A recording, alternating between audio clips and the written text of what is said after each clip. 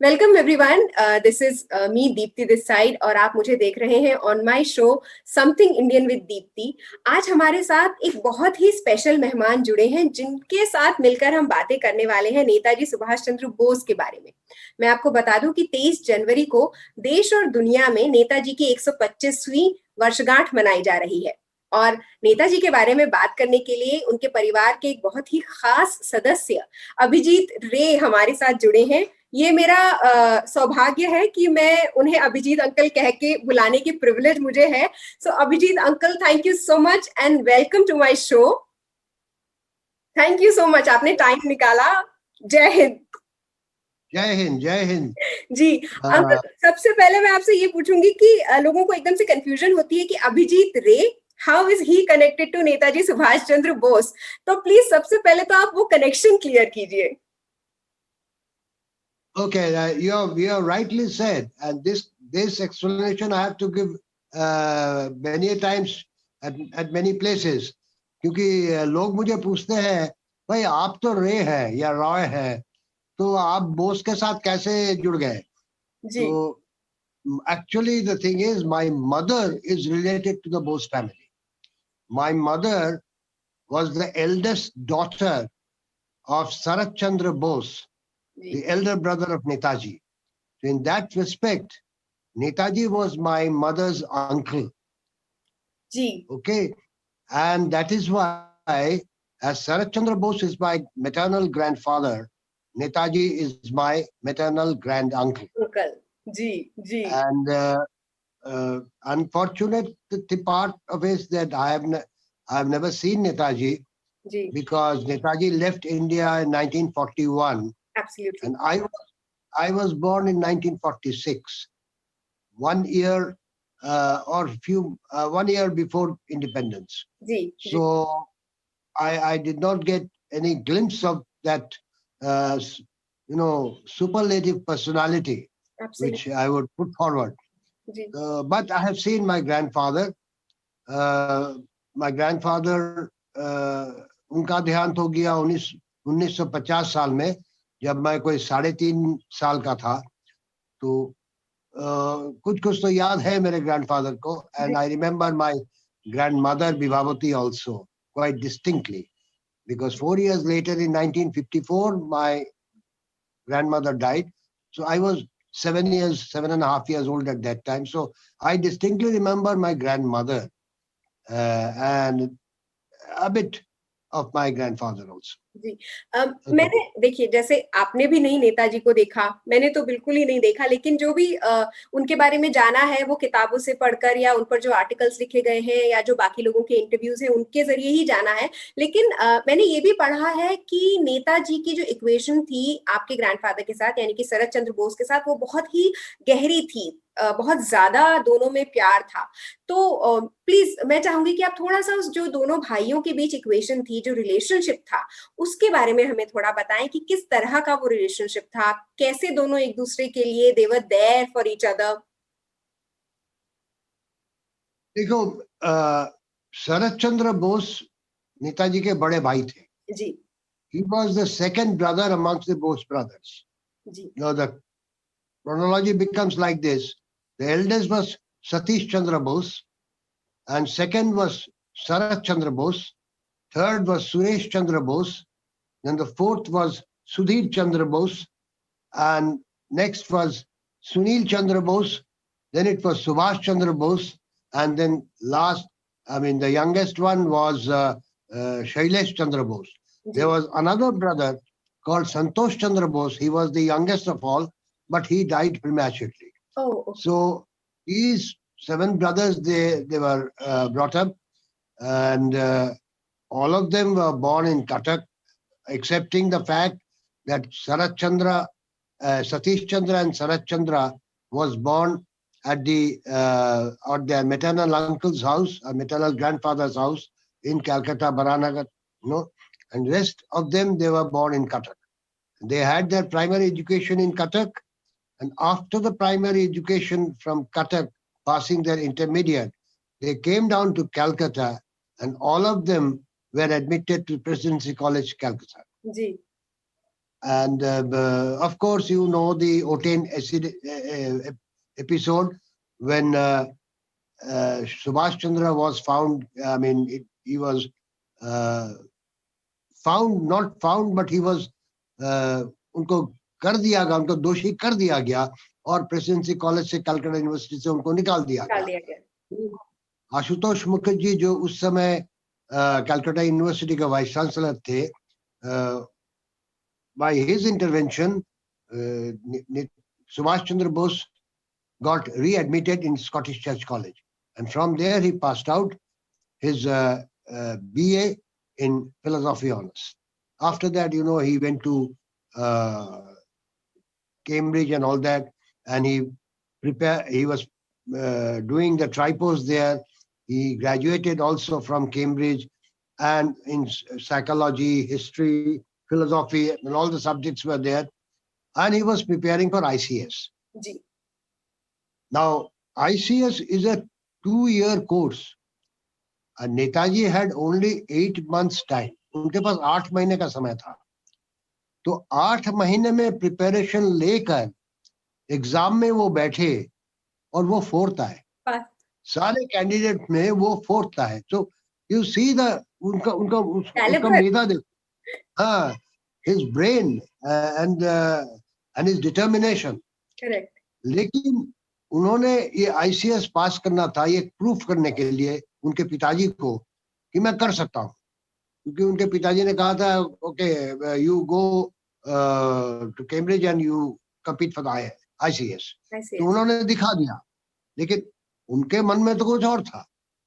He did not want to serve the British Empire. Absolutely. वो British की नौकरी तो वो नहीं करते थे, because right from the childhood, you know, he was an ardent revolutionary and nationalist. ये जातीयतावाद उनके मन में घुस गया था। और आज मैं एक बात कहूँ, आज एक बहुत ही पुण्य तिथि है। आज 12th November is the birth anniversary of Swami Vivekananda. और स्वामी विवेकानंदा जो थे, वो थे नेताजी के spiritual guru. Ji. He was the spiritual guru of Netaji, and Netaji always respected him. And at the age of about 13 or 14 years, when he was studying in Cuttack, तो वो गए वहां पे एक दोस्त के घर में। तो दोस्त के घर में उन्होंने देखा कि विवेकानंद रचनावली वहां पे पड़ा हुआ था। तो उन्होंने वो दोस्त के पिताजी को कहा कि अंकल मुझे थोड़ा ये किताबें देंगे, मैं पढ़ के आपको वापस दे दूंगा। देखो 13 साल का एक लड़का, बिल्कुल, वो बोल रहा है मैं विवेकानंद रचनावली पढ़ूंगा। तो उसके दोस्त के पिताजी ने कहा कि तुम्हें समझ में आएगा ये? जी। तो उन्होंने कहा कि मैं कोशिश करूंगा। तो कहा ठीक है, ले जाओ। तो घर में जाके उस एज में उन्होंने विवेकानंद की रचनावली को पढ़ा। विवेकानंद का जो खुद जो रचना है उसे पढ़ा उन्होंने। पढ़ के वो बोल रहे हैं, आपके वो इंडियन पिलग्रिम में ही है, कहता है वो पढ़ने के बाद में मेरे मन में एक ज्योति सी जागी। मैंने भारतवर्ष को एक नया तरीके से मैंने देखा, परखा। तो उसी समय से ही उनके मन में एक नेशनलिस्ट फीलिंग है, जातीयतावादी फीलिंग था।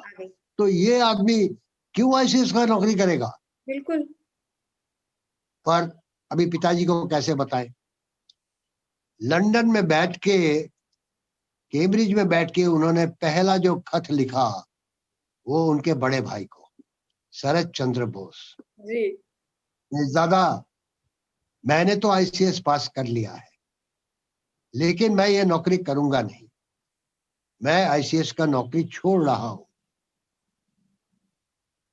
अब I am giving you the responsibility, मैं ये तुम्हें बोल रहा हूं, तुम पिताजी को संभालो।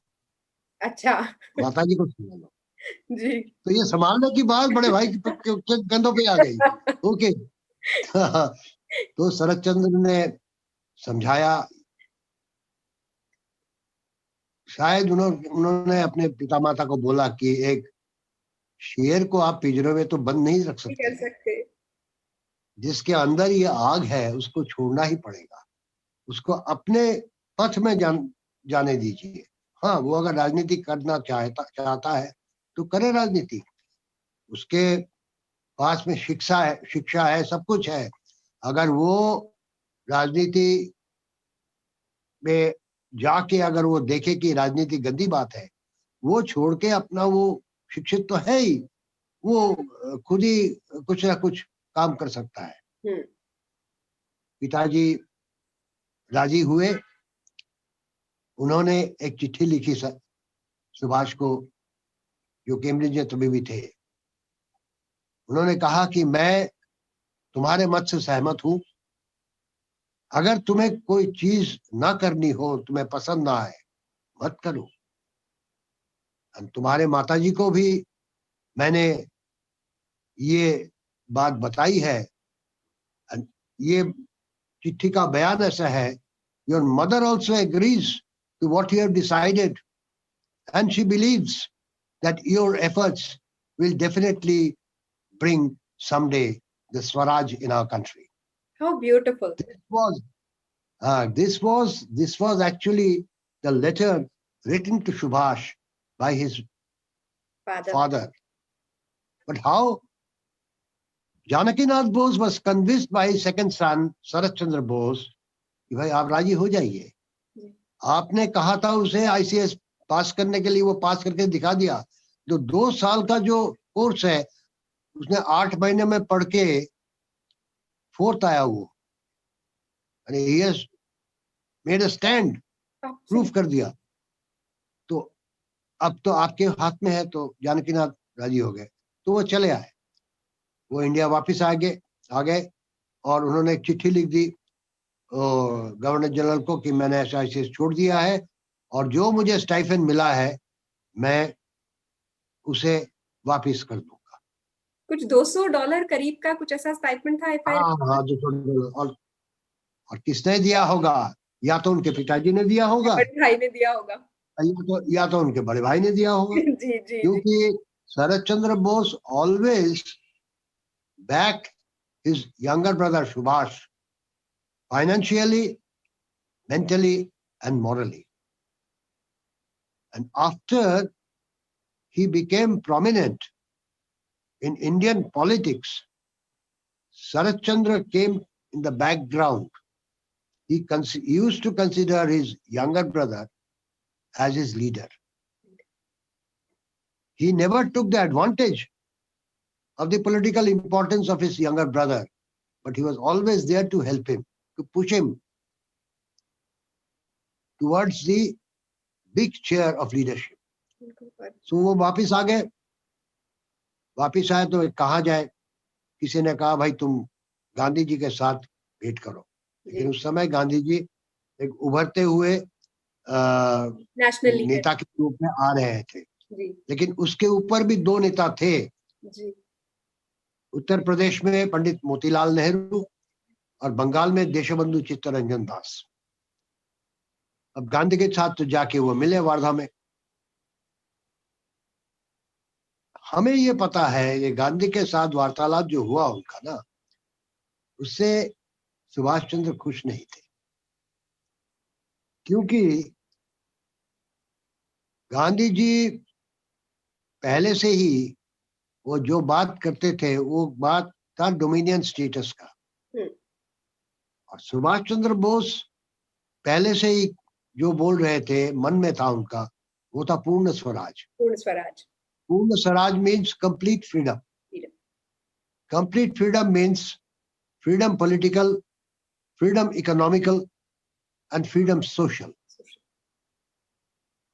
तो आज देखो, आज हम जहां पे खड़े हैं भारतवर्ष में, इतने साल हो गए, स्वतंत्रता दिवस 75 साल जी। उसमें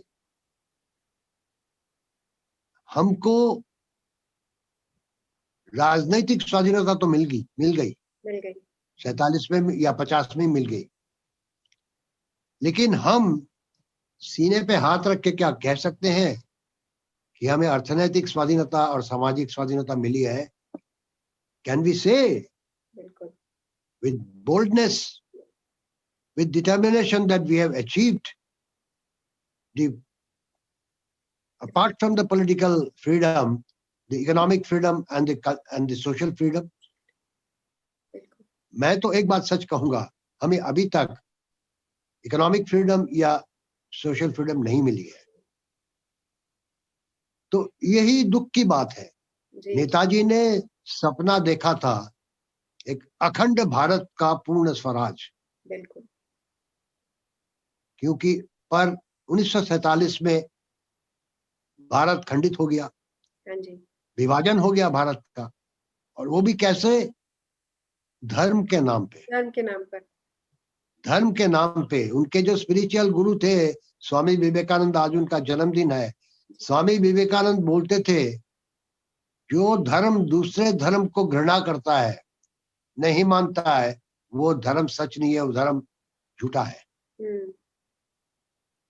वो लोग उसे हिंदू सन्यासी कहते हैं, लेकिन मैं कहूंगा विवेकानंद जी थे एक विद्रोही सन्यासी। इस विद्रोही सन्यासी ने कहा था कि पहले पेट में अन्न चाहिए जी, उसके बाद सब कुछ। करेक्ट। अगर मेरे राज्य में एक कुत्ता भी भूखा है ना खा के रोता हो तो वो मेरे लिए कोई स्वाधीनता की बात नहीं है। सबके पेट में अन्न होना चाहिए। Everybody should have food first. That is the first criteria. And वो बोलते थे कि जो धर्म के नाम में मारामारी करते हैं, झगड़ा करते हैं, वो अपने धर्म को नहीं पहचानते हैं। तो उनके जो शिष्य हैं वो कभी भी ये विभाजन नहीं चाहेंगे। मेरे नाना जी ने बहुत कोशिश की थी लास्ट तक ये विभाजन रोकने में, लेकिन तब तो बात ये पावर मिल गया था उनको। ये पावर का सपना देख रहे थे, जिन्ना साहब देख रहे थे पाकिस्तान का पावर, और नेहरू जी पटेल जी देख रहे थे भारत का विभक्त भारत का। उस समय गांधी जी की कोई बात ही नहीं सुन रहा था। लाभ कौन है, आप जाइए उनका, क्योंकि उनका काम हो गया था। और ब्रिटिश का जो ये डिवाइड एंड रूल पॉलिसी है उसके साथ जुड़ गए हिंदू महासभा, तो उनके इसमें विभाजन हो गया। तो आज अगर मुझे कोई पूछे कि 15 अगस्त दिन क्या है, मैं कहूंगा हाँ, इन pen and paper it is independence day, but from my heart you know the call comes, it is a day of partition. ये तो विभाजन दिवस है। विभाजन दिवस हुआ जी। असली स्वाधीनता दिवस तो उस दिन हुआ है जिस दिन 21 अक्टूबर 1943 को सिंगापुर के कैथे हॉल में नेताजी ने रचना की थी provisional government of Azad Hind. यह जो अस्थायी सरकार की सूचना की थी, और इस अस्थायी सरकार का जो एक कैबिनेट था जिसके पहले प्रधानमंत्री थे सुभाष चंद्र बोस। मैं कहूंगा अगर तुम में देशभक्ति है, हमारे मन में देशभक्ति है, तो हम मानेंगे कि 21 अक्टूबर को हमारा स्वाधीनता दिवस है। वो स्वाधीनता दिवस था अविभक्त भारत का, अखंड भारत का। और उसमें ऊंची आवाज से उन्होंने एक चीज कही थी कि हम इंग्लैंड और अमेरिका के विरुद्ध युद्ध घोषणा करते हैं। कभी भारतवर्ष के अन्य नेताओं ने ऐसा नहीं कहा। उन्होंने क्या कहा, भाई भारतवासी, ये युद्ध के समय में हमको ब्रिटेन को हेल्प करना है, okay, so please join the British Indian army. That is what the Indian leaders staying there at that time in India उन्होंने कहा। और जब देश स्वाधीन हुआ टुकड़े हुए देश के एक और डायरेक्टिव आई इंग्लैंड से, भाई तुमको कॉमनवेल्थ का मेंबर बनना पड़ेगा। हाँ, क्यों क्यों हम बनेंगे कॉमनवेल्थ के मेंबर? आज अगर हम लोग शरद चंद्र बोस की बुक्स पढ़े, उसमें देखा जाएगा शरद चंद्र बोस ने इसका अपोज किया था. He opposed it bitterly, strongly, that why should we be the members of Commonwealth? Because Commonwealth का जो हेड है वो क्या है? ब्रिटिश का throne. The queen was the head of the Commonwealth. So वही तो तलवे चाटने हैं रानी के. क्यों बने? बात यह है कि मैं थोड़ा स्ट्रेट बात करता हूँ, इसलिए I am a bit unpopular in my country with many people, but I don't care. सच बोलना भी तो जरूरी है. हाँ, सच क्योंकि सामने मैं कोई राजनीतिक दल का सदस्य तो हूँ नहीं. बिल्कुल. मुझे राजनीतिक कोई पार्टी को मसाला भी नहीं देना है. हाँ, I don't have to butter any political party. Correct. So I am speaking out my heart. Yeah. What I have learned today, I am 74 years, I am running 75. What I have learned all my life is that आज जो भारतवर्ष का स्वाधीनता संग्राम का जो इतिहास है ना, वो गलत इतिहास लिखा गया. 47 साल में जो इतिहास लिखा गया था, 3 प्रजन्म, 3 generations have studied the wrong history of Indian independence movement. मैं पहला प्रजन्म हूँ. मेरे बेटे, तुम लोग, you are the second generation. Yeah. And my grandsons and my grandson and granddaughter, they are the third generation. All 3 generations have been learning a very incomplete and untruth history of Indian independence movement. भाई वहां बोल रहे हैं कि non violence और non cooperation movement ने हमें स्वाधीनता दिलाई. तो मेरा एक प्रश्न है, भारत छोड़ो आंदोलन 1942 में हुआ, तो 43 में क्यों स्वाधीनता नहीं आई? क्यों 47 में आई? इसका एक ही जवाब है जो इतिहास के पन्नों में नहीं लिखा है. 1947 में the British were forced to leave India because of one man, that is Netaji Subhash Chandra Bose, and the army he commanded, that is the Indian National Army or the Azad Hind Fauj. 14 अप्रैल 1944 साल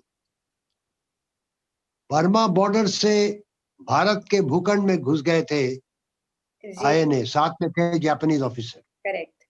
Japanese army. Japan में imperial hotel में बैठ के 1943 में एक settlement हुआ था Japanese government के साथ. इसमें 2 चीज थे कि इस युद्ध में आजाद हिंद फौज को जापानी लोग मदद देंगे. कैसे? They will provide them food and they will provide them the arms and ammunition. अब फूड तो बाद में लंगर खाना खुल गया था. उसके बाद में मैं आ रहा हूँ, वो आईएनए का अपना लंगर खाना खुल गया था, लेकिन आर्म्स एंड एम्युनिशन की जरूरत थी. तो वो आर्म्स एंड एम्युनिशन उन्होंने जापानीज के साथ लिया. लेकिन एक चीज की कमी थी आईएनए में, वो थी विमान बाहिनी, Air Force, and they were solely dependent on the Japanese Air Force. इसीलिए बहुत लोगों को पता नहीं है, कुछ कैडेट्स को नेताजी ने भेजा था जापान में, कोई 40-45 लोग थे, for an Air Force training in Japan, so that भविष्य में जब हिंदुस्तान आजाद हो तो ये लोग एयर फोर्स का रिस्पॉन्सिबिलिटी ले सके. So that plan was there, plan was on. समय नहीं मिला. अब क्या हुआ, वो जो सेटलमेंट हुआ था उसमें एक और सेटलमेंट था. वो सेटलमेंट क्या था कि आईएनए जब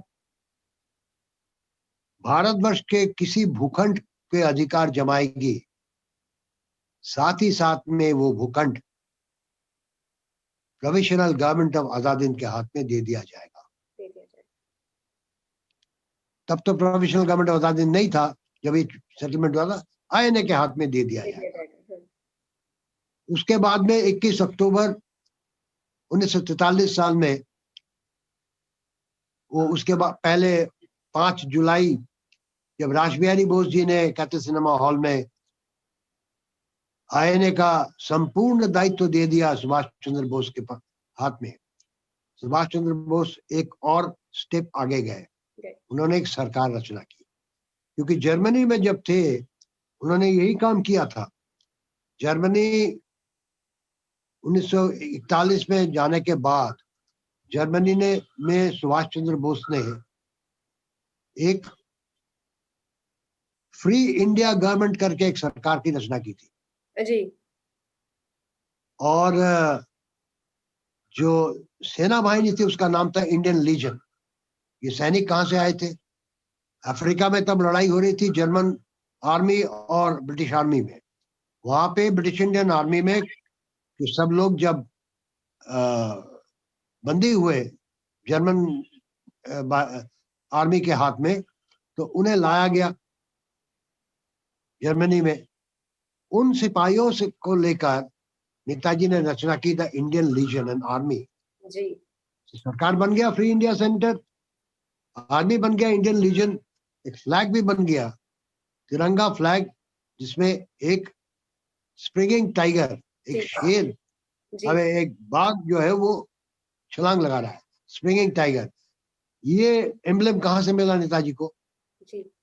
टीपू सुल्तान का जो फ्लैग था जी। टीपू सुल्तान ने जो मरणपण लड़ाई की थी ब्रिटिश के साथ विरुद्ध में, ऐसी लड़ाई उन्होंने की थी कि ब्रिटिश को याद रहेगा कि हाँ ये आदमी था जो शेर की तरह लड़ा मरने से पहले। जी। उनका भी फ्लैग में एक शेर था, तो उसको उन्होंने लिया। और 1800 वो मैं बाद में आ रहा हूँ। जी जी। तो अभी ये तो बन गया। अब जर्मनी में नेताजी ने देखा कि भाई हम एक सरकार तो बना लिया है हमने, आर्मी बन गई, फ्लैग बन गया, अब कमती किसकी थी? एक जातीय संगीत की। बैठे सब लोग जर्मनी में मीटिंग में कौन कौन थे? एनजी गनपुले, एनजी स्वामी, एसीएन नंबियर, आबिद हसान, और जर्मन लोग भी थे कुछ वहां पे, दोस्त थे नेताजी के, doctor Alexander Werth, Adam von Trott zu Solz, Frank Lothar वगैरह वगैरह, जो भारत के कल्चर की और भारत का हेरिटेज को की बहुत सम्मान करते थे। ये जर्मन दोस्त वो सब समय नेताजी के साथ साथ घूमते थे। जी।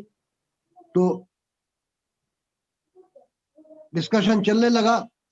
अल्टीमेटली नेताजी सब लोगों ने ठीक किया कि हम जातीय संगीत करेंगे रविंद्रनाथ टैगोर का लिखा हुआ जन गण मन अधिनायक जी। तो अभी उस समय तो गाने के नोटेशंस थे नहीं जी। कोई ये गाना जानते थे, नेताजी भी जानते थे ये गाना।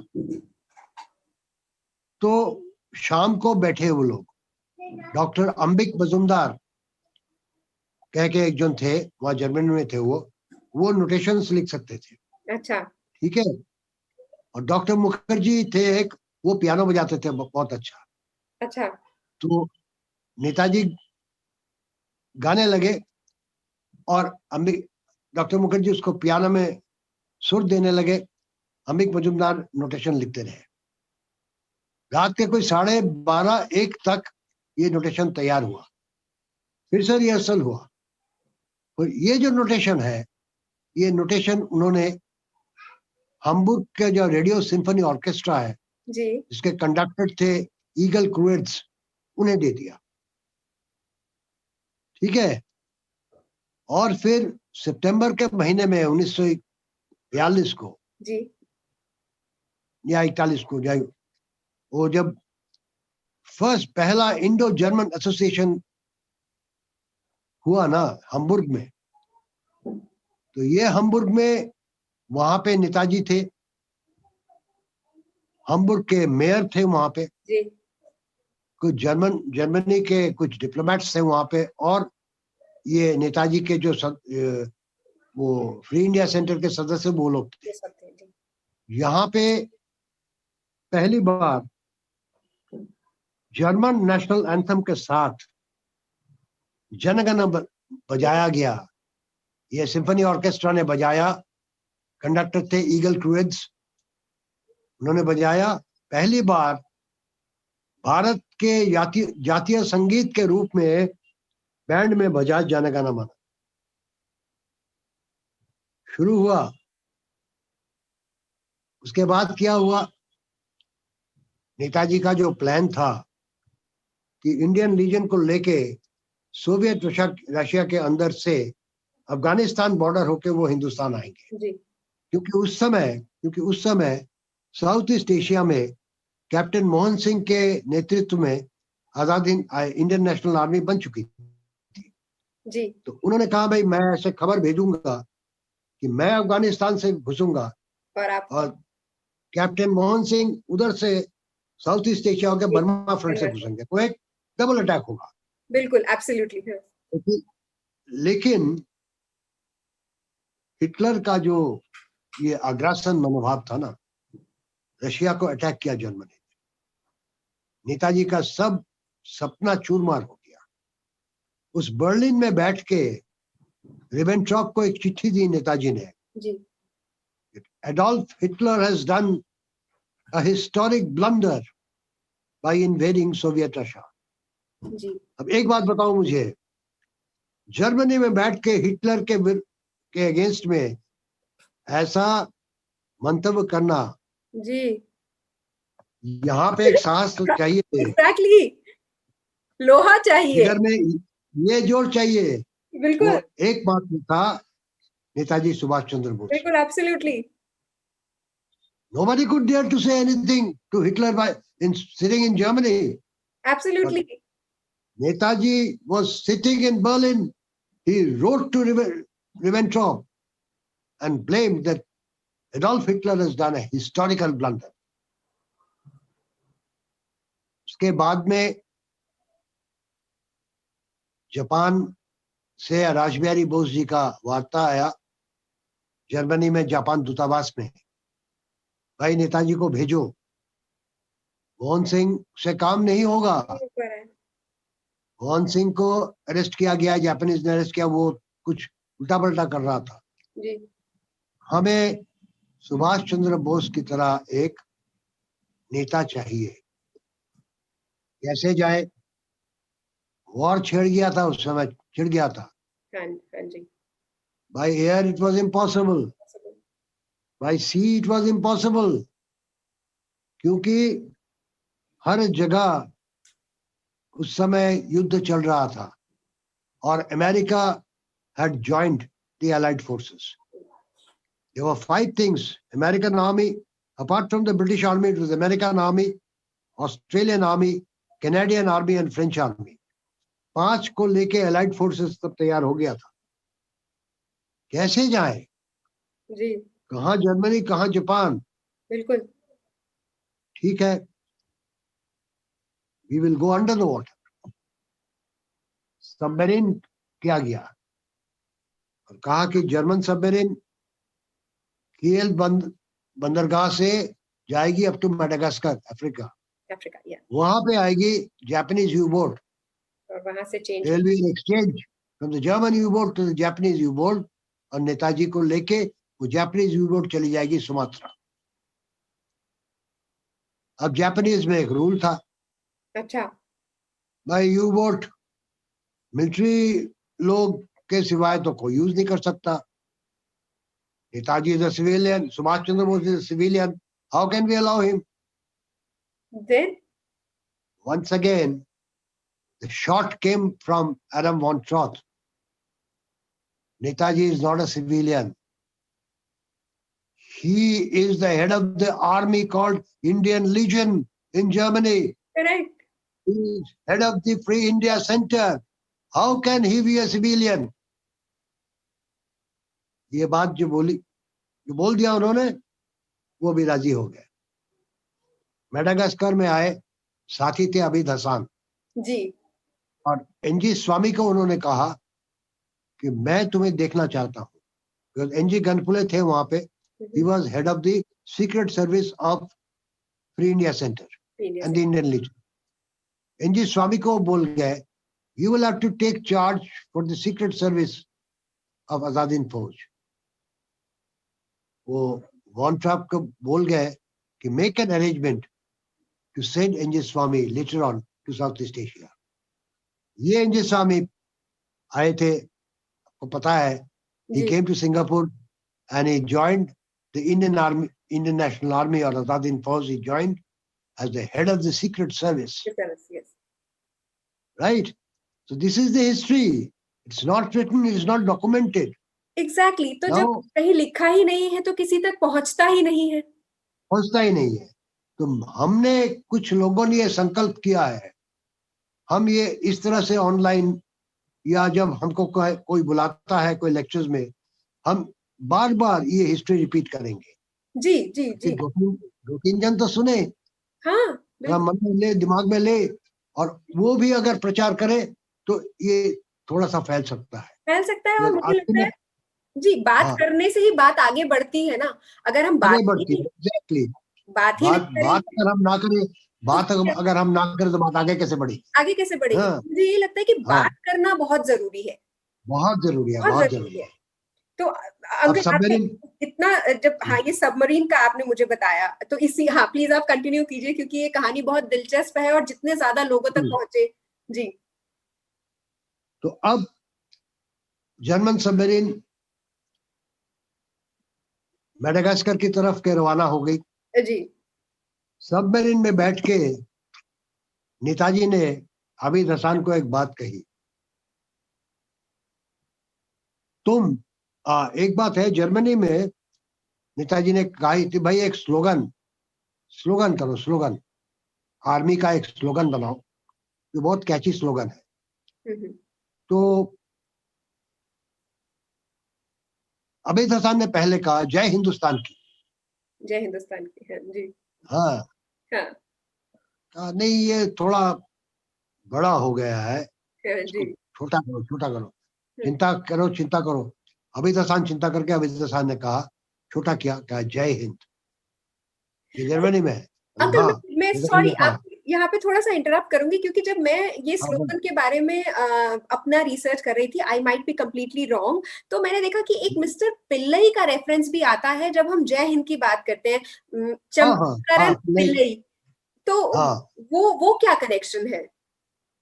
वो शायद जर्मनी का कनेक्शन है मिस्टर पिल्लई का। उन्होंने ये टर्म जो है कॉइन किया of Jai Hind, and then he suggested it to Abid Hasan. Exactly, because Abid Hasan को दिया था, तो आबिद हसन सोच रहे भाई क्या जय हिंदुस्तान बड़ा हो गया, छोटा कैसे करें।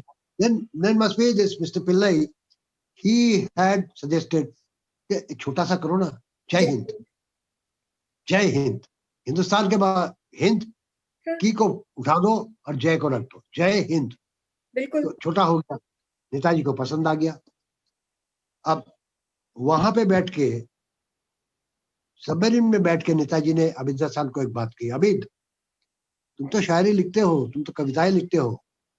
अबीद साहब थे हैदराबाद के आदमी। हैदराबाद में म्यूजिक और शायरी की तो जगह है ना हैदराबाद। बिल्कुल। अबीद हसन साहब लिख लेते हैं कुछ।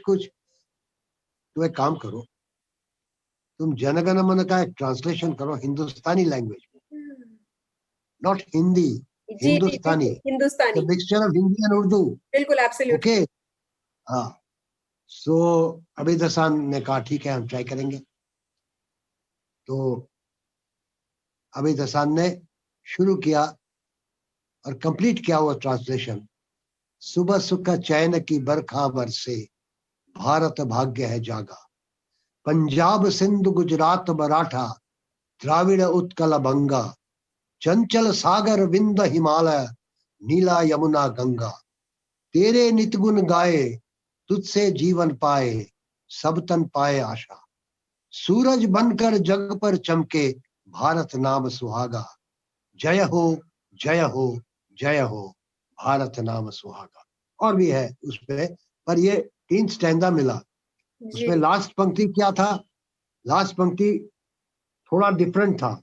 अच्छा ओरिजिनल का ट्रांसलेशन नहीं, नहीं था। वो था सुबह सवेरे पंख पखेरू तेरी ही गुण गाए बास भरी भरपूर हवाएं जीवन में रुत लाए सब मिलकर हिंद पुकारे जय आजाद हिंद किनारे प्यारा देश हमारा सूरज बनकर जग पर चमके भारत नाम सुहागा जय हो जय हो जय हो जय जय जय जय हो भारत नाम सुहागा। मेरे उसी रोंगटे खड़े हो रहे हैं आप जब पाठ कर रहे हैं इसका, और मुझे रोंगटे खड़े हो रहे हैं। this is the advantage, this is my advantage that I am related to the Bose family. Privilege. Because this song I have learned from my mother, from my aunties, from my uncles when I was small and have sang with them.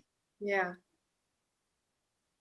I remember when there was any function regarding Netaji at Netaji Bhavan, ji. the function used to end with these songs, and I, being a kid there, I was used to be called on the stage, Aja, Masad Gal. Ji. So we kids used to stand in the front and we used to sing this song boldly. जी. मेरे तो अभी भी रोंगटे खड़े होते जब वो line मुझे गाना पड़ता है, सब मिलकर हिंद पुकारे जय आजाद हिंद किनारे प्यारा देश हमारा।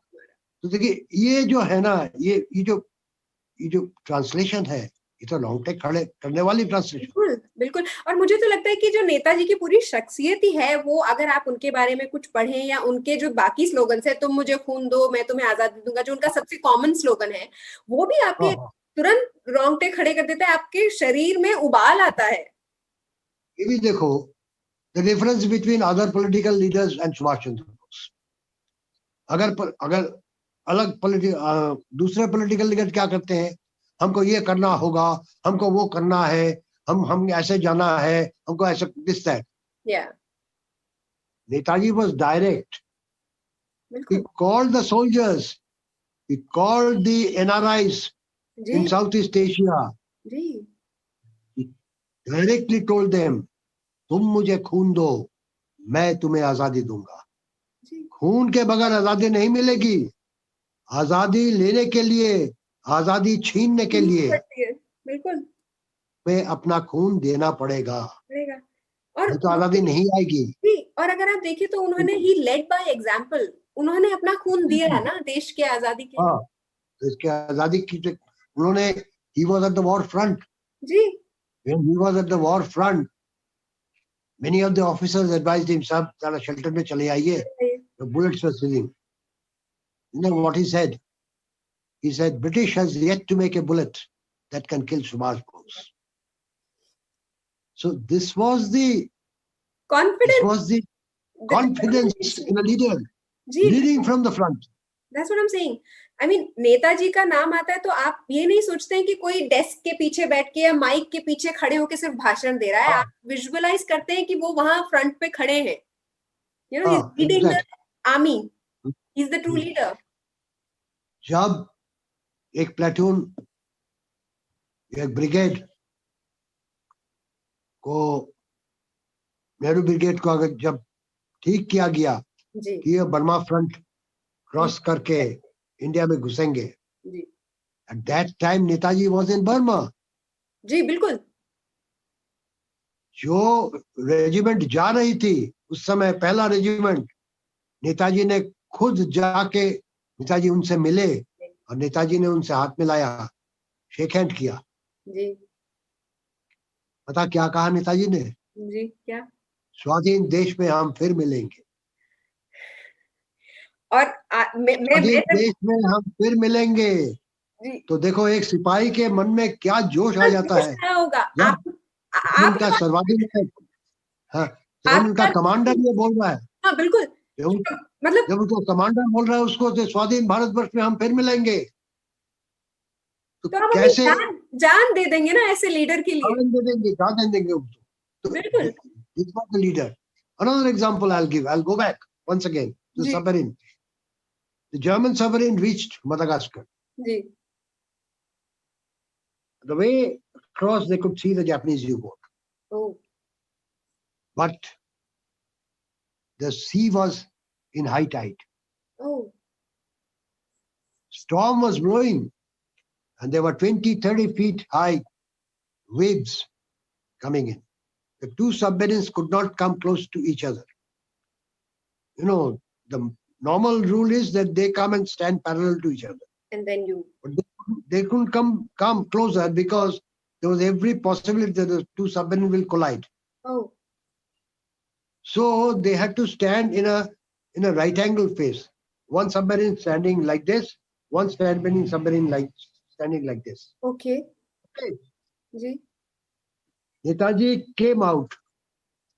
The whole of the submarine outhold, he came out in the rain along with the German captain of the U-boat, German U-boat. He was looking. He asked, like, why the U-boat, Japanese U-boat is standing so far? Ji Then he said, Mr. Bose, it can't come near because the storm is such heavy, high tide sea. If it comes near, it may collide with our U-boat, oh and that will be a disastrous thing. So Netaji asked the German captain, the captain, what do you suggest? Ji What should I do? Now the German captain has written in his memoir later on that I told Mr. Bose that Mr. Bose, Führer has sent me here just to transfer you from my U-boat to the Japanese U-boat. He has not ordered me to give my life for you. okay In this particular weather, it is impossible, I think it's next to impossible for a man who has never experienced any military training to go that far to the Japanese U-boat. Netaji said, what do you suggest? yeah Mr. Bose, I suggest let us go back. You know what the leader said? Captain, I've come all the way not to go back, correct not to go back. I have only one mission in front of me, and that is the liberty of my motherland. And for that mission, I will go forward. I'll not go back. Even if I have to sacrifice my life here, I will go. What is the remotest possibility? You tell me. tell me He said, there are rubber dinghies here. take one and go You will have to get into the rubber dinghy and go. yeah You may live, you may die. Nobody knows. Netaji said, I will go. Abid, are you ready? Abid Hassan said, yes, Netaji, I'm ready. Both of them got into the rubber dinghy, and the German captain is writing in his memoirs. भाई मैं देख रहा हूं 20 feet 30 feet के wave के ऊपर वो dinghy आ रहा है, फिर it is getting lost. I can't see them. One moment I thought they are no more. And after about 20 minutes, half an hour, we received the radio signal from the Japanese U-boat. Subhash Chandra Bose and his companion has reached our U-boat. my god The captain said, I sighed of relief. You know, I may, at least our mission is complete. I can go back and report to Führer that I've safely deposited Subhash Chandra Bose to the Japanese U-boat.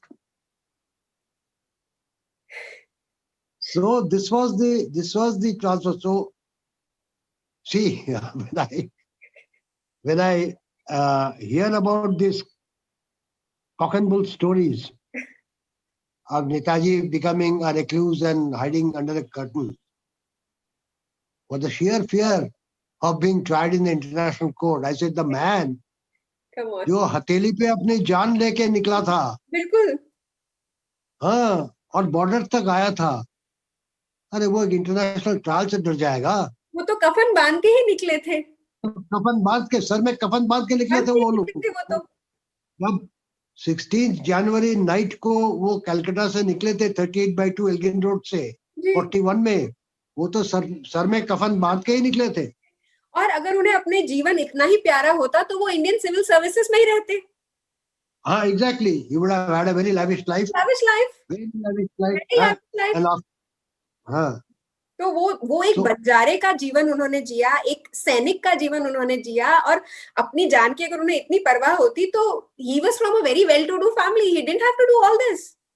And in the INA, let me tell you, in the INA, जब उनका लंगर खाना बना ना, जी.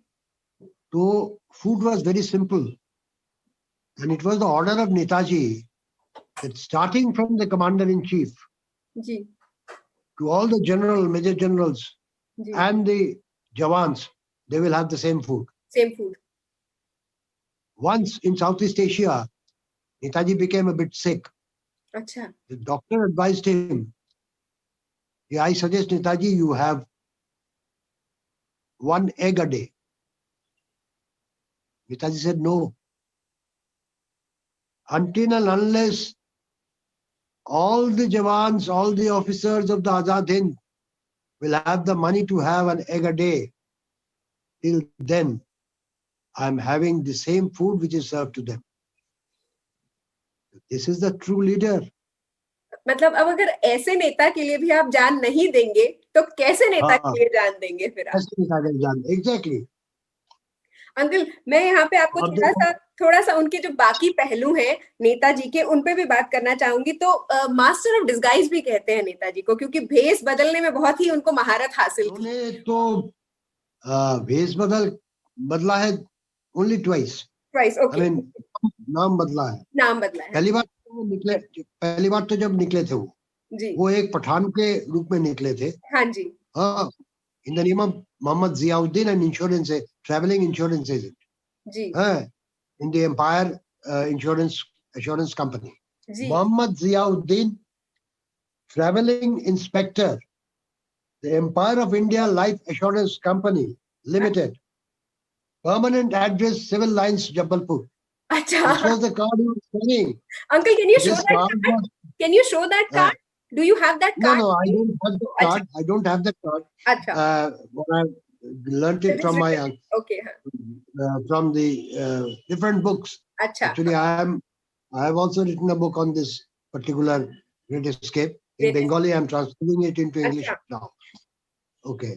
Anyway, if the Almighty gives me a strength and courage, I can publish it as a book. For sure. That's not too much. Now what happened? And later on, when he was in Kabul, he was given the visa from the Italian embassy of Kabul. Ji. Okay. Ji. There he made his name changed again as Senator Orlando Mazzotta. Acha. But the dress was different. Yeah. It was a 3-piece suit, no Pathan dress. Previously it was a Pathan dress with a face cap, with a salwar and a long shirt, flannel shirt, with a waistcoat and all that. But when he became Orlando Mazzotta, it was a 3-piece suit with tie. You must have seen that picture. The beard was there, trimmed, well-trimmed beard. He was given a Russian visa, Russian transit visa, to go over to Russia and then proceed on to Berlin. Germany. He stayed in Moscow for more than 10 days. Okay. He tried to contact with the Soviet leadership, but unfortunately, nobody contacted him. So he had to proceed to Berlin. Ji. That's a different story. Now, coming back, at the Imperial Hotel, they had the settlement. बिल्कुल जी. Okay. And accompanied by Rash Bihari Bose, ji. he came down to Singapore. Ji ji ji. But on the 5th of July in Cathay Cinema Hall, ji. many people know, particularly you people who Yes. are there, you know better Yes. than us. You know better than us. Ji. Rash Bihari Bose handed over the total leadership to Subhash Chandra Bose. Ji. There, Netaji delivered a speech in Hindustani language. Ji. After that, on 21st October, Netaji went a step forward because it was Free India Center, Indian Legion. Now, the Azad Hind Fauj has come. Now he made the provisional government of Azad Hind in exile. Ji. With the same flag. Correct. And with the national anthem, newly translated by Hamid Hassan, Subha Sukha Chayna ki barkha barse, Bharat Bhagya hai jaga. And he gave a call, Chalo Delhi. Chalo Delhi. And tum mujhe khoon do, main tumhe azadi dunga. बिल्कुल. Ultimately, the Azad Hind Bank was formed. Ji. And the Indians living in Southeast Asia, contribute. many of them have not seen India. Exactly. They donated fortunes for the Azad Hind Bank so that during the wartime, Azad Hind Fauj may not be suffering from monetary scarcity. Yes. This was a sacrifice. Who knows? Who knows all this sacrifice? You see, my son is presently in Malaysia, in Kuala Lumpur. I went to visit him on 2019 December. I stayed up to 2020 January. So my daughter-in-law is a Sikh. Okay. You know, yeah. So I have a national integration within my family too. My elder daughter-in-law is from Bihar. Okay. So we have a good national integration within the family. Yes. So she asked me that, Baba, there is a Gurdwara here in Kuala Lumpur. Would you like to go? I said, of course. I like the ambience of the Gurdwaras, very so quiet and all that. Yeah. I'll definitely go. Yeah. Will we have a chance of eating there in the Langar Khana? Yeah. Well, yes, of course. I will come. Let's go and have lunch. So we went there. Huh. As we were eating food there, my daughter-in-law was just sitting beside me. He said, Baba, there are so many Punjabis here. You would not imagine. I said, I know. Yeah. They had come mainly for business here, even before India became free. During the British period. Timber. And they used to work. Punjabis are very hardworking people, yes. So they have come to work in the rubber industry, in the timber industry, and everywhere there, where their hard labor is required. Correct. So that is why they have settled down. One thing is then they don't bother for India.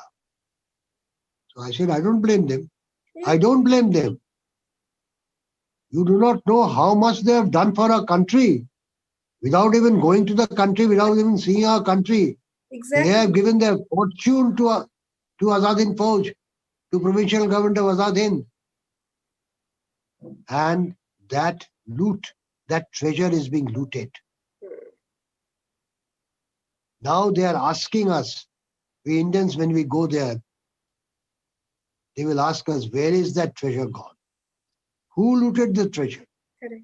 So naturally, they have given money for the freedom of the country.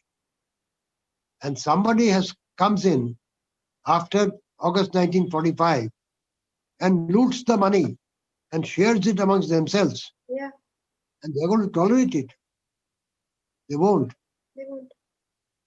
A great lady who used to stay at Singapore, Later on, she became the second in command in Rani Jhansi Regiment. अच्छा, Janki Thivars, ji, my beloved and respected Janki auntie, ji, she went to listen to Netaji in a meeting. In the ground, Netaji was padang, padang. addressing It's called padang. Padang. Ji, Padang. He was listening to Netaji as the commander-in-chief of INA and the prime minister of the provisional government of Azad Hind. Ji, She was so impressed with the deliberation of Netaji that after the speech was over, when people were collecting money, ornaments, she took out the diamond earrings he had and she just gave. and gave it to the Azad Hind Fund for Azad Hind Bank. See? Came back home and told her parents that I am joining the Azad Hind Fauj. Ji. Even if you say no, I'm not going to listen to you. See, that was So the this was the power. spirit. This was the spirit. This was the spirit of the girls, young girls of Southeast Asia. And I also have to say that definitely this was the spirit of the women here. And I think anywhere women are very strong, although they are taken very lightly, but they are very strong creatures. But I think the Yeah. lot of credit also goes to Netaji ki वो जो एक इतना अच्छा बोलते थे कि किसी हाँ. के भी खून में जो उबाल आना ही आना है. Ana hi ana hai. Exactly. But the आना ही thing आना is, है. he remembered the heroine of 1897, the first war of independence, ji, Rani Lakshmibai of Jhansi. बिल्कुल. And he named that women's wing as Rani Jhansi Regiment. Regiment. What he said, women will not be engaged only in nursing and other things. बिल्कुल. They will be trained in full military pattern, ji. and if needed, they will go to the war front. And it did happen.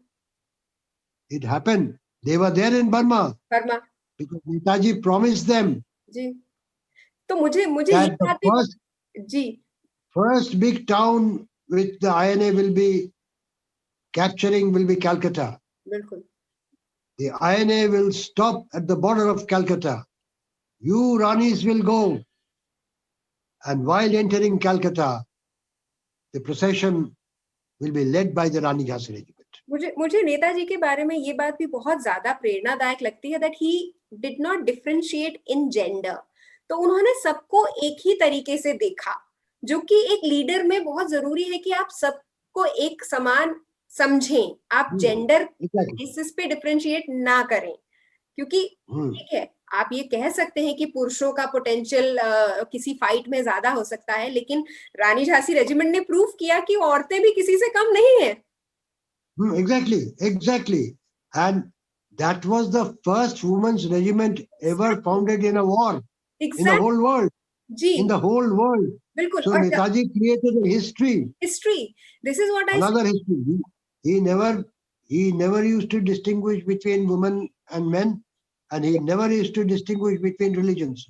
उन्होंने कभी भी महिलाओं को कमजोर नहीं समझा. ये बहुत खूबसूरत बात है अपने आप में. Now regarding the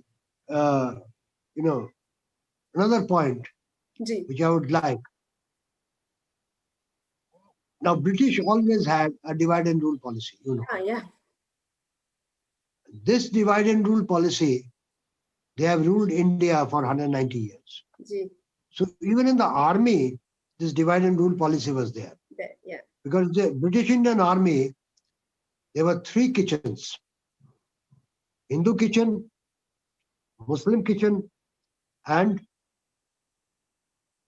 Sikh kitchen, Punjabi kitchen. Now this continued in the INA also. Achha. Netaji did not force in the beginning. He said, I will manage that. Yeah. He told. There were 3 kitchens in the INA also. Ji. Now once in one of these army barracks, Netaji heard that there are 3 kitchens and everybody is expressing each other with different types of slogans. Somebody is saying Namaste, somebody is saying Adab Arz hai, somebody is saying Sat Sri Akal, like that. So Netaji said, okay, I will visit the barracks on such and such date at such and such time. Now this is a real incident which I have heard. रोंगटे खड़े हो गए थे मेरे भी. अच्छा. From the great film personality Nazir Hussain. You know Nazir Sahab. Ji. He was in the INA. अच्छा. And he was in the cultural department of the provincial government of Azad Hind. He used to stage, dramas. On one side, it was Ram Singh Thakuri, who was responsible for the INA songs, patriotic songs like Kadam Kadam Badhaya Ja, Subhash Ji, Hum Delhi Delhi Jayenge, like those. And on the other hand, it was Nazir Hussain who used to stage the dramas. Why? To put this josh within the army people. Army. The feeling of nationality, to induce the feeling of nationality. Ji. So, उन्होंने कहा मुझे ये बात बताई. हम वो एक बार आए थे कलकत्ता. अच्छा. तो अब नाटक के तो मुझे कहा भाई इतना अच्छा फिगर लेके चेहरा लेके तुम क्यों यहाँ बैठे हो, बॉम्बे आओ मैं तुम्हें फिल्म में चांस दूंगा. बोला नहीं, मैंने कहा माफ कीजिए, मैं जो हूँ मैं अच्छा हूँ, फिल्म लाइन नहीं जाना है. ठीक है तो बम्बई आने से मुझसे मिलना. बोला जरूर मिलूंगा. But unfortunately, when I went to Mumbai, later on, he was no more. So I couldn't meet him. And meeting a film personality, Nazir Hussain, मैं कहाँ जाऊँ? प्रोड्यूसर के दरवाजे में खटखटाऊँ या डायरेक्टर के दरवाजे में खटखटाऊँ? तो ठीक है. तो मुझे जब थोड़ा सा लव एंड ऑल दैट मिला, अफेक्शन मिला, तो मैं तो छोड़ना नहीं, पीछे छोड़ने वाला नहीं था. मैंने कहा आप बताइए नेताजी के बारे में. मैं क्या बताऊं भाई? बोले नहीं आपको बताना पड़ेगा. मैंने कहा बैठो मैं बताता हूँ. तो उसने ये बात उन्होंने लेक्चर में भी दिया और हमको भी बताया. हम कुछ कजिन्स वगैरह थे, दोस्त वगैरह थे, बताया कि नेताजी तो पहुंचे आईएनए बैरक्स में जी. साथ में कुछ उनके कुछ कैबिनेट मेंबर्स भी थे. आके कहा भाई बहुत भूख लगी है, आज क्या बना है रसोई घर में, लंगर खाना में क्या बना है? बुलाइए तो 3 रसोइयों को बुलाइए. अच्छा. 3 रसोइया साहब आ गए. खान साहब, पंडित जी और सरदार जी. हाँ जी. तो कहा खान साहब आपके लंगर खाना में क्या बना है? बोले साहब हमारे लंगर खाने में तो गोश्त बना है. बोला अरे गोश्त बना है, अरे तो बहुत बड़ी बात है. एक कटोरा हमारे लिए भी लाइए, एक कटोरा हमारे लिए भी लाइए. ठीक है. पंडित जी आपके यहाँ पे? सर हमारे यहाँ पे भी गोश्त बना है. अरे आपके यहाँ पे भी गोश्त बना है, आप एक कटोरा हमारे लिए लाइए. तो वो भी चले गए. सरदार जी तो सर हमारे यहाँ भी मीट बना है. Meat Punjabi they called meat, mutton they call meat. अरे अभी ले आइए एक कटोरा. तो 3 कटोरे आ गए भाई. पिताजी ने देखा ऐसे, बोले एक बड़ा कटोरा लाओ भाई. अच्छा.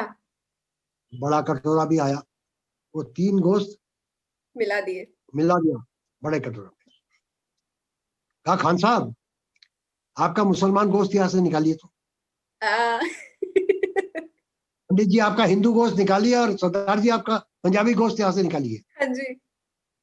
3 तो खड़े हो गए, सर झुका के खड़े हो गए. क्या बोले? नेताजी थोड़ा हंसे और खड़े हो गए. भाई गोश्त तो गोश्त ही है, उसमें क्या हिंदू, क्या मुसलमान, क्या पंजाबी. नस को अगर आप काटोगे, खून जो निकलेगा तो लाल ही निकलेगा. बिल्कुल. आज रणांगन में जब आप लड़ाई के मैदान में जाओगे, वो खून जो गिरता है, शहीद जो होते हैं, वो खून मुसलमान का है, पंजाबी का है या हिंदू का है, कोई नहीं बता सकता है. उठ के खड़े हो गए, फिर बोले आज से एक लंगर खाना होगा और सब लोग अपने आप को जय हिंद करके पुकारेंगे. Uncle, this made me emotional. I mean, no passing of files, no meetings, Nothing. Nothing. One decision, one order, and there was one kitchen and one slogan in INA. Yes, and one nation. This is the leader. That's what. There were no Hindus in INA. There were no Punjabis in INA. There were no Sikhs or no Muslims in INA. No Jain. All the soldiers of INA, they were Indians. Indians. They were Bharatiyas. बिल्कुल. So this was the lesson taught to Netaji. और uncle ये lesson तो आज भी उतना ही relevant है और आज बल्कि ज्यादा रेलेवेंट है. Exactly. आज ज्यादा रेलेवेंट है. मतलब मैं सोच रही हूँ कि अगर नेताजी कहीं से देख रहे होंगे तो इस वक्त तो उनके दिल के टुकड़े टुकड़े हो रहे होंगे. टुकड़े टुकड़े हो रहे होंगे. उनके आंसू तो बहते बहते सूख गए होंगे, क्योंकि जिस उन्होंने ये कहा होगा कि जिस हिंदुस्तान का सपना मैंने देखा था, जिस भारतवर्ष का सपना मैंने देखा था, वो तो टूट चुका. और भारतवर्ष के अंदर ही और भी टुकड़े होने जा रहे हैं. आज अगर हम नेताजी की जो ये शिक्षा है उसे अपनाते नहीं है भारतवर्ष में, मुझे तो डर है दीप्ति, कल या परसों शायद भारत के और भी टुकड़े हो जाएंगे. अंकल दिस इज रियली, मुझे यही दुख है. जी. मैं इतना ही कह सकता हूँ, मेरे जीवित काल में ये ना हो, कभी भी ना हो अंकल. अखंड भारत ही रहे.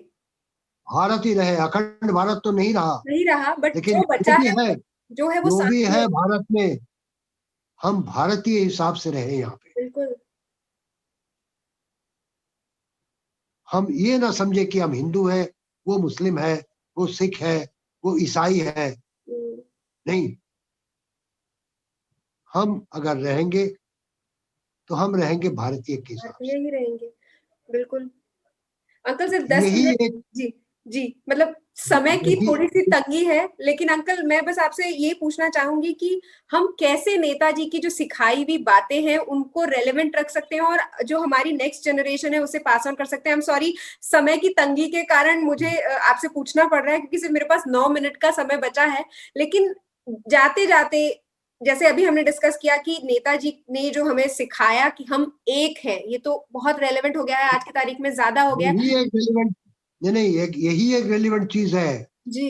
आज मैं युवा पीढ़ी को यही कहना चाहता हूँ. I would like to call upon the young generation and say, first consider yourself as Indian, जी. Then you are a Punjabi और a Gujarati or a Marathi or a Sikh or a Bengali or an Odia. Ji. But first of all, think yourself as Bharatiya.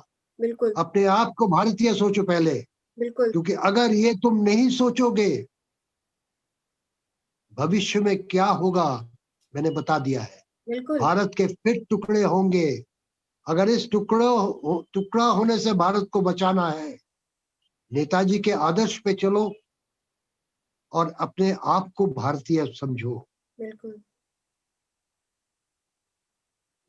यही बात है. वो जो पुराना एक गाना था ना, हम हिंदुस्तानी. जी बिल्कुल. छोड़ो कल की बातें, कल की बात पुरानी, नए दौर में लिखेंगे अपनी नई कहानी, हम हिंदुस्तानी. जी. तो यही एक जो चीज है वो युवा पीढ़ी को सीखना पड़ेगा. हम सबको सीखना पड़ेगा. मुझे लगता है जी, सिर्फ युवा पीढ़ी ही नहीं, आज की तारीख में हर भारत के नागरिक को सीखना पड़ेगा कि हम हिंदुस्तानी. अगर भविष्य में तुम भारतवर्ष को एक देखना चाहते हो तो तुम पहले अपने आप को भारतीय समझो. पहले हमको एक होना पड़ेगा, तभी भारत एक रह पाएगा. क्योंकि धर्म के नाम में जो 1947 में विभाजन हो गया, उसका अभिशाप अभी भी हमारे सर पे मंडरा रहा है. जी. हम देख रहे हैं धर्म के नाम पे क्या हो रहा है. हम देख रहे हैं कश्मीर में क्या हो रहा है. जी. आज मैं हर जवान को, हर भारतीय भारतीय सैनिक को मैं सलाम देता हूँ इसी बात में। मैं उनको जब मैं उनके साथ मेरी मुलाकात होती है, मैं उनको एक ही बात बताता हूँ, when you guard our frontiers, we live and sleep in peace. आपके हम आभारी हैं, लेकिन बात यह है, क्यों ये लोग जान देंगे सरहद पर? आज ये सरहद पर ये जान दे रहे हैं क्योंकि 1947 में धर्म के नाम पे देश मजहब का खंडन हुआ था। और अंकल मैं तो ये भी बात कहूंगी कि जो हो गया उसको हम अंडन नहीं कर सकते, उसको हम बदल नहीं सकते, लेकिन सैनिक जब सीमा पर खड़ा होता है, वो हिंदू हो, मुस्लिम हो, सिख हो या ईसाई हो, वो भारतीय सैनिक होता है उस वक्त। भारतीय सैनिक है, वो भारतीय सैनिक है। और यही बात भारत के हर नागरिक को याद रखनी चाहिए कि at the end of the day हम सब भारतीय हैं। और मुझे लगता और एक बात मैं भारतीय युवा पीढ़ी को बोलना चाहता हूँ जी, जरा अपनी नजरें घुमाओ। हाँ, अपनी नजरें घुमाओ, दक्षिण पूर्व एशिया के में जो भारतीय 4-5 जनरेशन से आज वहां रह रहे हैं जी, नजरें घुमा के उनको जरा सलाम करो। बिल्कुल, क्योंकि बहुत लोग ऐसे हैं वहां पे जिन्होंने हमारे देश को आज तक नहीं देखा है, नहीं देखा है। लेकिन उनके पूर्वजों ने अपना फॉर्चून निछावर कर दिया आजाद हिंद फौज के पीछे। बिल्कुल, अपनी जान निछावर कर दी।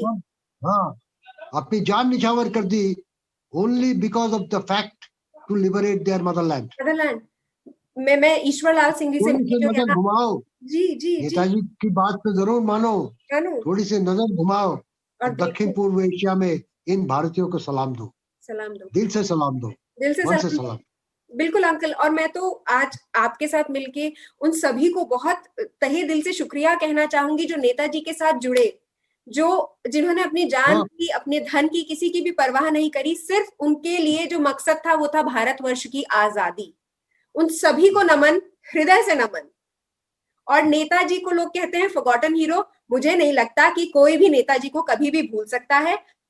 ना वो कभी फॉरगॉटन हीरो थे, ना आज हैं और ना कभी भविष्य में होंगे। वो हमारे हीरो थे, हैं और हमेशा रहेंगे। And we owe a great deal to him.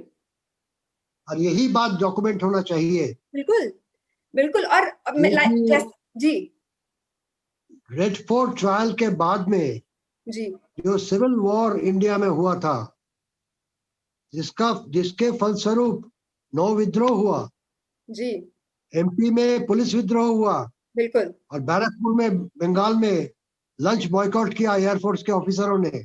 जी, उसी समय पता चल गया था ब्रिटिश को कि जब आर्मी हाथ से निकल गई है, हमको भी निकलना पड़ेगा। तो it was solely Netaji and his INA who were responsible in driving out the British from India in 1947. ये बात डॉक्यूमेंट होना चाहिए, बिल्कुल इतिहास के पन्नों पे। बिल्कुल। और मुझे लगता है कि नेताजी का कंट्रीब्यूशन सिर्फ हम एक दिन या एक घंटे की बातचीत में पूरा नहीं कर सकते, इसके लिए तो सालों लगेंगे। We need to document it properly. But uncle, आपने अपना समय निकाला और इतनी सारी बातें मेरे साथ की। Thank you so much for that uncle. I am grateful to you, Dipti, because I have been talking about these things. Many people say, अरे ये बकबक बहुत करता है। तो मैं करूंगा बकबक, और भी करूंगा जब भी मुझे चांस मिले। और अंकल, जब तक बकबक नहीं करेंगे तो लोगों तक बात कैसे पहुंचेगी? और इतिहास मुझे दोहराना है।